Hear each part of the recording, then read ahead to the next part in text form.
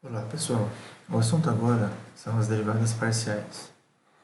Mas para a gente poder chegar na definição de derivadas parciais, a gente precisa falar primeiro das funções de várias variáveis, que são justamente as funções que a gente vai derivar parcialmente.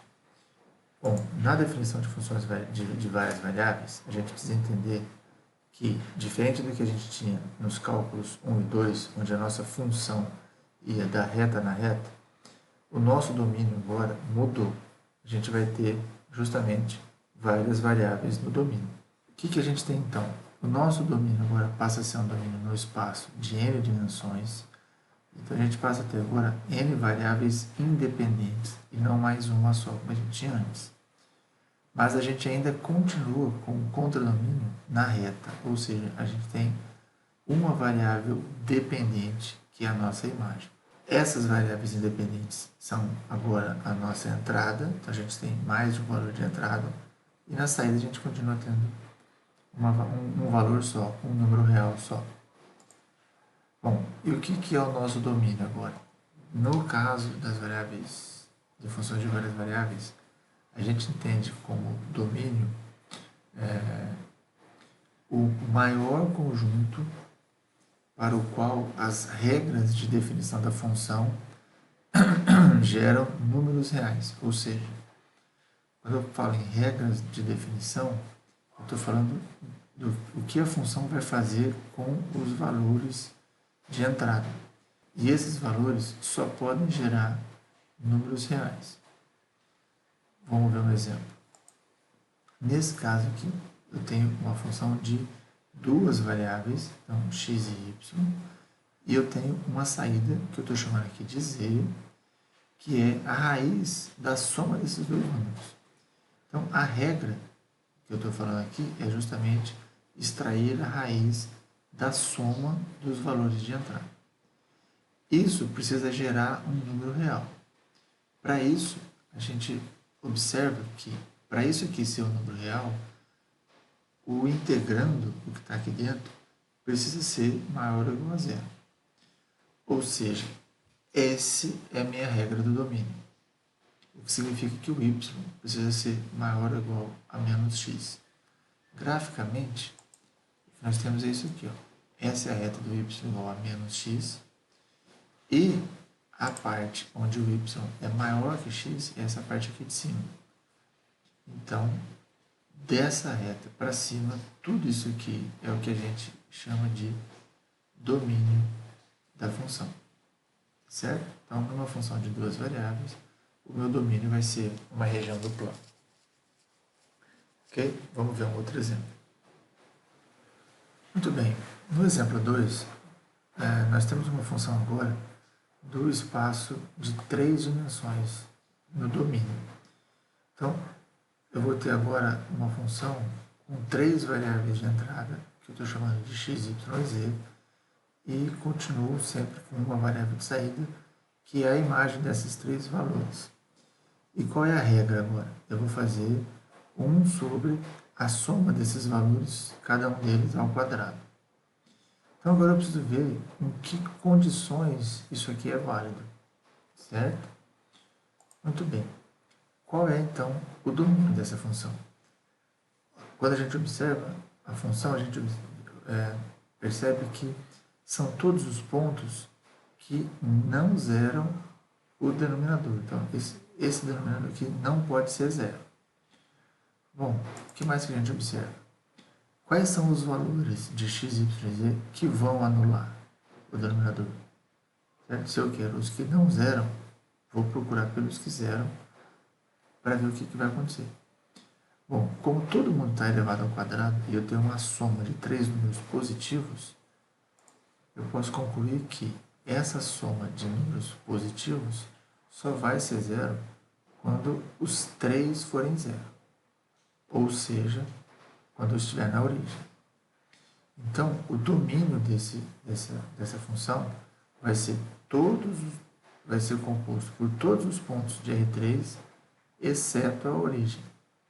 Então, graficamente, é isso que nós temos. Está vendo? A gente exclui a origem aqui está uma bolinha aberta, e o resto do R3 faz parte do domínio dessa função. Em termos de conjunto, a gente pode escrever assim: o domínio da função, aqui eu vou colocar onde eu estou, ou seja, são os pontos do tipo x, y, z que pertencem ao R3, e aqui eu tenho a condição que satisfaz o domínio, ou seja, para estar no domínio, basta que não seja o ponto da origem.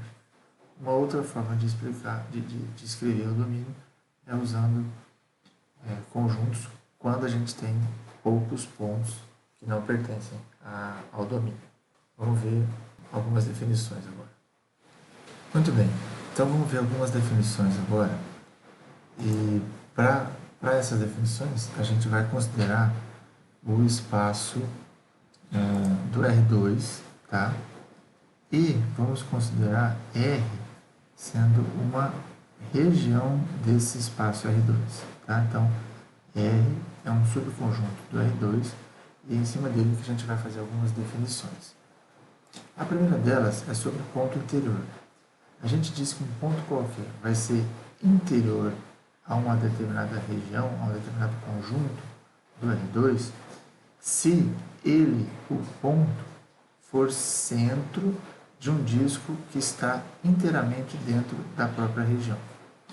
A gente visualizar isso melhor, veja só, dada uma região do R2, eu tenho um ponto, eu vou chamar esse ponto de interior à região, se eu conseguir encontrar um disco, então não é para qualquer disco, eu vou achar um disco em particular, de modo que o disco inteiro, todos os pontos que estão aqui dentro do disco, sejam pontos da região R.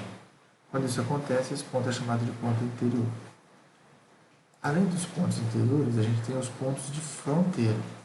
Então, um determinado ponto vai ser chamado de ponto de fronteira se o ponto de fronteira daquele conjunto R, se, observe o seguinte, todo, ou seja, qualquer disco que eu pegar centrado no ponto x, y, esse disco vai ter, ao mesmo tempo, pontos da região e pontos de fora da região. No caso do ponto de fronteira, é importante a gente observar que o ponto em si, que eu estou chamando de ponto de fronteira, ele pode ou não pertencer ao conjunto. Tá? O ponto de fronteira pode pertencer ao próprio conjunto ou não. Ok?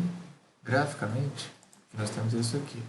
Todos os pontos que estão aqui na borda são exatamente os pontos de fronteira. Matematicamente, eu os identifico porque qualquer conjunto, qualquer círculo, qualquer circunferência que eu pegar centrada nesses pontos, eu vou ter pontos de fora da região e pontos de dentro da região. Além dessas duas definições, a gente também vai falar sobre região aberta e fechada. Regiões abertas são regiões onde os seus pontos são todos pontos interiores, ou seja, ela não tem ponto de fronteira. Tá? Os pontos de fronteira não pertencem à região. E a região fechada é justamente aquela onde todos os seus pontos de fronteira pertencem à região. Lembra que a gente falou aqui que o ponto de fronteira pode ou não pertencer à região? Então, quando todos eles pertencem à região, a gente diz que essa região é fechada. Quando nenhum deles pertence à região, a região é aberta. Além dessas definições, as últimas duas são a definição de região limitada e região ilimitada. Nesse caso, isso aqui está relacionado com o fato de eu poder cercar ou não cercar a região. Então, se ela estiver dentro de um disco de raio fixo, ela vai ser uma região limitada. Então, esses dois exemplos que a gente vê aqui são regiões limitadas, porque eu posso colocá-las dentro de um círculo de raio fixo. Quando isso não é possível, quando não existe esse disco, então a gente chama a região de ilimitada. Ok? Vamos ver alguns exemplos agora. Muito bem. Eu vou apresentar para vocês 4 exemplos. Ao final desses 4, vocês vão entender por que a gente viu esses 4 exemplos, ok? O que a gente vai ver aqui? A gente vai fazer o seguinte, para cada um desses exemplos, a gente vai obter o conjunto do domínio de cada um deles, tá? E depois a gente vai fazer o gráfico desse conjunto de domínio. E depois a gente vai classificar esses domínios em aberto ou fechado e limitado ou ilimitado, certo? No primeiro exemplo, a gente traz aqui uma função, todos os exemplos serão em duas dimensões. O primeiro exemplo vai ser essa aqui, ó, raiz de y menos x quadrado. Primeira coisa, como é que a gente encontra o domínio dessa função? Como é que a gente faz esse processo? A gente faz o seguinte, a regra da função é essa aqui, ó, raiz de y menos x quadrado. Então, o que a gente precisa? Descobrir quais os valores de y e x eu posso aplicar aqui para que esse resultado seja um número real. Então, quando a gente olha para essa função, o que a gente observa? Para a função poder ser um número real, eu preciso que y menos x quadrado, que é isso que está aqui dentro da raiz, esse aqui seja maior ou igual a zero. Ok? Então, isso me dá esse domínio aqui. Porque se o y menos x quadrado tem que ser maior ou igual a zero, o y tem que ser maior ou igual a x quadrado. Então, essa aqui é a minha condição de existência para essa função poder funcionar. Então, o domínio do meu conjunto, da minha função, vai ser todos os pontos x, y pertencentes ao R2. Então, isso aqui, ó, eu sempre vou escrever nos domínios. Uma vez que a função é do R2, então o meu domínio sempre vai ser composto por pontos do R2, tal que aí aqui vai vir a condição. Então aqui eu vou colocar a condição de existência do domínio. Então, nesse caso, para pertencer ao domínio da função, o y tem que ser maior ou igual a x quadrado. Como é que funciona isso graficamente? Dessa condição aqui, a gente olha primeiro para a igualdade. Então, eu vejo que o y igual a x quadrado é essa parábola aqui. A partir desta função, essa função divide o plano em dois pedaços, a parte de dentro e a parte de fora. Agora eu preciso saber qual dessas duas partes pertence ao domínio. Vão estar no domínio os pontos onde a coordenada y for maior ou igual à coordenada x quadrado. Nesse azul, todo ponto que está no azul, eu tenho que a coordenada y é igual ao x quadrado. Então, a parte de dentro ou a parte de fora é que vai satisfazer essa condição. Para isso, basta eu pegar um ponto ou na parte de dentro ou um ponto na parte de fora e verificar se qual deles satisfaz essa condição. Se eu pegar um ponto aqui dentro, por exemplo, esse ponto aqui, nessa reta, é o ponto 0 para x e, por exemplo, 1 para y. Quando eu substituo esse ponto lá na equação, o que eu tenho? 1 do y maior ou igual a 0 do x ao quadrado. Essa desigualdade é verdadeira? Sim. Então, esse ponto satisfaz essa equação. Se ele satisfaz essa equação, todo mundo que está aqui dentro satisfaz. Então, o meu domínio vai ser todo mundo que está dentro da parábola, inclusive a parábola. Porque aqui está dizendo que é maior ou igual. A partir desse gráfico, a partir desse domínio, eu consigo classificar esse conjunto em aberto e fechado, limitado ou ilimitado. Vamos ver como a gente faz isso. Veja só. Eu estou dizendo aqui, ó, que o domínio ele é fechado. E aí alguém pode olhar aqui, mas isso aqui não está aberto. O aberto e fechado não tem nada a ver com isso. O aberto e fechado tem a ver com a fronteira. A fronteira desse conjunto são justamente os pontos da R2 onde o y é igual a x quadrado. E se eu pegar um ponto aqui, ó, qualquer polígono que eu fizer em volta dele, eu tenho pontos que estão fora e pontos que estão dentro da região, certo? Então, a fronteira é justamente quando o y é igual a x quadrado. E esses pontos pertencem ao domínio, porque aqui no domínio o y é maior ou igual. Então, se a fronteira está contida no domínio, isso é a condição para que o conjunto seja fechado. E eu estou dizendo aqui que ele é ilimitado. Por que ele é ilimitado? Porque eu não consigo cercar esse conjunto. Certo? Uma vez que isso aqui não tem fim, essa parte de cima aqui, né? Então eu não consigo cercar. Não vai falar que isso aqui está aberto, porque isso não é aberto, tá? Isso aqui só não tem fim. Então, como eu não consigo uma circunferência de raio finito para cercar o conjunto, eu vou assumir que esse conjunto é ilimitado. Vamos ver mais 3 exemplos.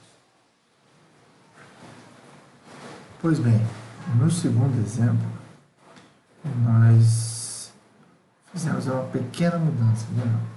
Colocamos a raiz no denominador. O que isso vai provocar em relação ao domínio? Vamos dar uma olhadinha aqui. Ó. Na hora de procurar o domínio, o que vai acontecer? Ao invés desse... Opa! Desliga isso. Ao invés do raio de campo aqui, ser maior ou igual a zero, ele vai ter que ser estritamente positivo, porque ele está no denominador. Certo? Então, ao invés o que nós vamos ter é que o y menos x quadrado tem que ser estritamente positivo, consequentemente o y tem que ser estritamente maior que x quadrado. Bom, isso vai dar alguma diferença lá no domínio. Primeira coisa, se você lembrar, no exemplo anterior, aqui nós tínhamos maior ou igual. Agora é só maior, não pode ser mais igual. Então o domínio fica quase semelhante ao anterior, só que o y agora é estritamente maior que x quadrado. Bom, e aí como é que fica isso em relação à questão gráfica? O que vai acontecer aqui é o seguinte: o y igual a x quadrado não faz mais parte do domínio. O domínio agora não tem mais maior ou igual, só maior. Então, a gente representa isso fazendo o seguinte: a gente pega a curva y igual a x quadrado e desenha ela pontilhada. Essa curva pontilhada significa que o domínio ou está para o lado de dentro ou está para o lado de fora. Mas essa curva aqui, ela serve para nos guiar, mas ela não faz parte do domínio. Bom, como a desigualdade continua sendo a mesma, ou seja, o y continua sendo maior que x quadrado, então a gente já sabe que a parte de dentro é que é a parte do domínio. Então, a gente vai pintar essa parte. E esse vai ser a nossa representação gráfica do domínio. E como é que a gente classifica esse domínio? Bom, agora esse domínio passa a ser aberto. Mas não é porque aqui em cima está aberto, mas é porque a fronteira, que é justamente quando o y é igual a x quadrado, ela não está contida no domínio. Então, o que classifica um conjunto como aberto ou fechado é a fronteira estar ou não estar no conjunto. Como essa aqui não está, então o conjunto é classificado como aberto. Mas esse cara continua sendo ilimitado, porque eu continuo não conseguindo cercar esse conjunto com um disco de raio fixo. Vamos ver agora o que vai acontecer com o terceiro exemplo. Pois bem, no terceiro exemplo, a gente agora apresenta uma outra lei de formação da função, que é o ln de 4 menos x quadrado menos y quadrado. Nesse caso, por ser um ln, a gente precisa que esse argumento aqui seja estritamente positivo. Como é que a gente encontra o domínio, então? Como o argumento tem que ser estritamente positivo, então eu tenho que 4 menos x quadrado menos y quadrado seja estritamente maior que zero. Isso faz com que esse x quadrado mais y quadrado seja menor que 4. Essa é a nossa condição de existência da função. Então, o domínio vai ser um par de pontos x, y e R2, tal que essa condição seja satisfeita. Esse é o domínio. Como é que ele fica graficamente? Essa condição aqui diz que x² mais y² precisa ser menor que 4. Então a gente procura aonde estão os pontos onde essa equação x² mais y² seja igual a 4. Essa equação que nós estamos vendo aqui é uma equação de circunferência, de raio 2. Como ela é menor, né, como o igual não faz parte do eu traço ele pontilhado. E aí eu preciso saber agora se eu vou pegar ponto de dentro ou ponto de fora da circunferência. Como eu quero pontos onde x² mais y² seja menor que 4, então eu posso pegar, por exemplo, a origem. A origem nitidamente satisfaz essa condição, porque 0 ao quadrado mais 0 ao quadrado é menor que 4. Então a gente já sabe que esse domínio é a parte de dentro da circunferência. Portanto, como é que a gente classifica, então, o conjunto em aberto e fechado, limitado e ilimitado? Esse conjunto também vai ser aberto, certo? Porque aberto está relacionado com o fato da fronteira pertencer ou não ao domínio. Então, eu tenho que olhar para essas duas informações. Então, a fronteira me diz que o x² mais y² é igual a 4. E o domínio diz que o x² mais y² é estritamente menor que 4. Portanto, a fronteira não pertence ao domínio. Se não pertence ao domínio, o domínio é aberto. E ele agora ele é limitado. Porque eu posso cercar esse conjunto, esse domínio, por uma circunferência de raio 3, por exemplo, que está aqui. Então vamos ver o último exemplo dessa parte da matéria. Muito bem. No último exemplo, a gente tem a função sendo raiz de 4 menos x² menos y². Certo? A parte interna da raiz é a mesma do ln, mas isso vai dar uma pequena diferença no resultado do domínio. Como é que a gente vai fazer agora? Para obter o domínio, a gente observa que isso que está aqui dentro da raiz pode ser positivo ou nulo.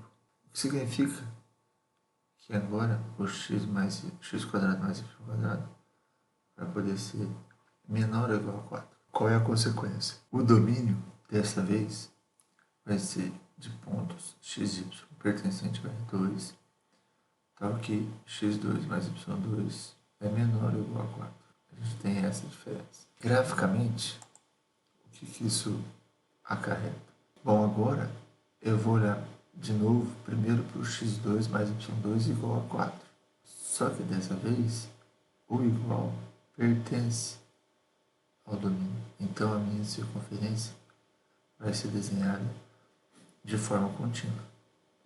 E como a gente já viu no exemplo anterior, a parte de dentro é que pertence ao domínio. Então é isso que nós temos. Isso aqui vai ser meu domínio. Com isso, a gente classifica esse conjunto de que forma? Primeiro, o domínio passa a ser agora fechado, porque a fronteira desse conjunto é justamente os pontos onde o x² mais y² é igual a 4. E como a gente já viu, essa parte está dentro do domínio, ou seja, o meu conjunto de fronteira está contido no domínio. Essa é a condição para que meu conjunto seja fechado. E ele também é limitado, assim como era o outro, porque eu posso, por exemplo, cercá-lo com uma circunferência de raio 3. O que a gente viu aqui? Efetivamente, a gente pode classificar um conjunto como sendo aberto ou fechado, limitado ou ilimitado. E eu posso ter conjunto aberto que é limitado, aberto que é ilimitado, fechado que é limitado e fechado que é ilimitado. Certo? A gente tem essas 4 possibilidades. Não confundam aberto e fechado com domínios do tipo circunferência ou aquela parábola que a gente tinha. Tá? A parábola ela não é aberta porque ela tem aquela boca. Ela vai ser aberta porque ela tem ou não tem fronteira. Assim como a circunferência não é fechada porque ela é um círculo. Ela é fechada porque ela tem fronteira, ou quando ela não tem fronteira, ela vai ser aberta. Vamos falar agora do último assunto da aula, que são as curvas de nível. Muito bem, o último assunto que faltava são as curvas de nível. E a gente vai definir a curva de nível e também definir o que é o gráfico de uma função de duas variáveis. E esse assunto pode ser estendido, adaptado para funções de mais de duas variáveis. Bom, a curva de nível nada mais é do que um conjunto de pontos no plano. Isso aqui é muito importante, porque a curva de nível está no plano XY, que é no mesmo lugar onde está o domínio da função. Esse conjunto é formado por todos os pontos XY que fazem com que a função seja constante. Então, o valor de z é constante. Esse conjunto é justamente denominado curva de nível. Além da curva de nível, a gente também tem o gráfico de uma função. O gráfico nada mais é do que o conjunto dos pontos no espaço, certo? A diferença, a curva de nível é no plano, o gráfico fica no espaço, no R3 nesse caso, né? Por quê? Porque ele é composto pelos pontos x, y e pela imagem do x. Então, esse ponto, o conjunto desses pontos é que forma o gráfico de uma função. Esse gráfico também recebe o nome de superfície. Vamos ver um exemplo disso. Então, a gente vai pegar essa função aqui, 10 menos x quadrado menos y quadrado. Vamos ver o gráfico dessa função e 3 curvas de nível. Essa função aqui é conhecida por paraboloide, porque em cada um dos eixos, seu 0y, eu tenho uma parábola no eixo x, no plano xz. Seu 0x, eu tenho uma parábola no plano yz. Então, o gráfico dessa função, nesse caso, que é uma parábola, seria uma parábola de boca para baixo. Eu vou ter esse sólido aqui, que é o paraboloide. Só a título de exemplo, seu 0y, eu tenho a parábola 10 menos x quadrado no plano xz. Então, seria uma parábola aqui, assim. Ela desce aqui e vem aqui. Certo? A mesma coisa faz para o y. E as curvas de nível? A primeira das curvas de nível que a gente colocou ali é nível 0. Então, quando é que o f de xy é igual a 0? Quando eu substituo 0 aqui, eu tenho x quadrado mais y quadrado igual a 10. Isso é uma circunferência de raio raiz de 10. Onde está essa circunferência? Exatamente na borda aqui. Depois, ou seja, quando o z é 0, quando a altura é 0, ou você pode pensar na interseção do plano z igual a 0, que é o plano xy, com o gráfico da função. Vai me dar essa circunferência. A outra circunferência, de nível 1, também posso pensar na interseção do plano z igual a 1. Então, eu vou pegar um plano de altura 1, cortar minha superfície e projetar essa interseção no plano xy. No plano xy, a gente vai ter uma circunferência de raio 3, que eu desenhei até, ela não precisaria nem estar, ela está até mais longe do que deveria estar mais perto, porque raiz de 10 é aproximadamente 3,16, eu tenho essa circunferência um pouco mais para dentro. E a última curva de nível 6, ou seja, seria mais lá para cima, eu tenho como resultado a circunferência de raio 2. Então, aqui está a minha outra circunferência. Então, as curvas de nível dessa função são círculos centrados na origem. Isso era o que eu tinha para essa aula de hoje. Espero que tenha sido proveitoso para vocês. Bons estudos e até a próxima.